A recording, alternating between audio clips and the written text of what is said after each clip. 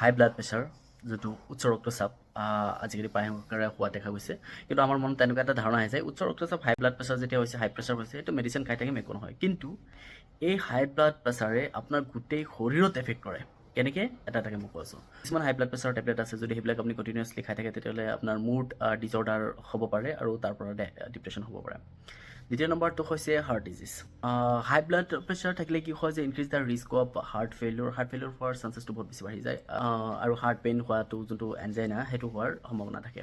Number third হৈছে sexual dysfunction হ'ব পাৰে, যেনেকৈ হাই ব্লাড প্ৰেছাৰৰ ফলত ইৰেক্টল ডিছফাংচন হ'ব পাৰে বা ল' লিবিডো হ'ব পাৰে। নাম্বাৰ ফ'ৰ, হাই ব্লাড প্ৰেছাৰৰ ফলত আপোনাৰ ষ্ট্ৰ'ক পৰ্যন্ত হৈ যাব পাৰে ব্লাড ভেচেলবোৰ ডেমেজ হোৱাৰ বাবে।